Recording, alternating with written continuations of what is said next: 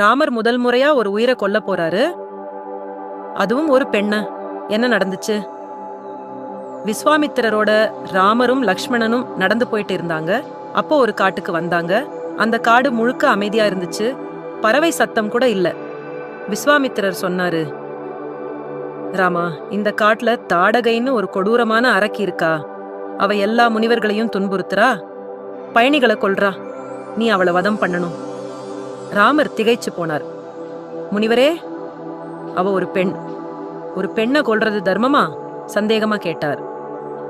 விஸ்வாமித்திரர் பதில் சொன்னாரு, ராமா, தாடகை முன்னாடி ஒரு அழகான யக்ஷினியா இருந்தா, ஆனா அகத்தியர் மேல தாக்குதல் நடத்தினா.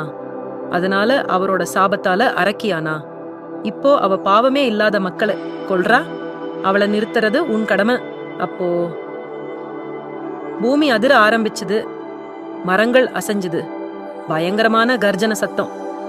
தாடக வந்துட்டா. அவ பார்க்கவே பயங்கரமா இருந்தா.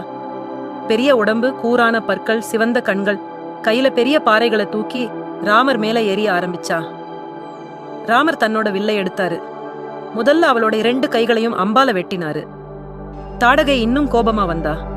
மாய சக்திகளை பயன்படுத்தினா. கடைசியா ராமர் ஒரு சூலமான அம்பை எடுத்தார். விஸ்வாமித்திரர் சொன்னாரு, ராமா, தாமதம் வேண்டாம், அவளை முடி. ராமர் அம்ப விட்டார். அது தாடகையோட நெஞ்ச ஊடுருவி அவ கீழே விழுந்தா. தேவர்கள் வானத்துல இருந்து பூமாரி பொழிஞ்சாங்க. விஸ்வாமித்திரர் சந்தோஷமா சொன்னாரு, ராமா, நீ உன்னோட முதல் பரீட்சைய தேர்ச்சி அடைஞ்சிட்ட. காடு மறுபடியும் பசுமையா மாறுச்சு. இதுதான் ராமரோட முதல் போர். ஆனா இதுக்கு அப்புறம் இன்னும் பெரிய சவால்கள் காத்திருந்துச்சு. அடுத்த எபிசோட்ல சீதையை ராமர் எப்படி சந்திச்சார்னு சொல்றேன்.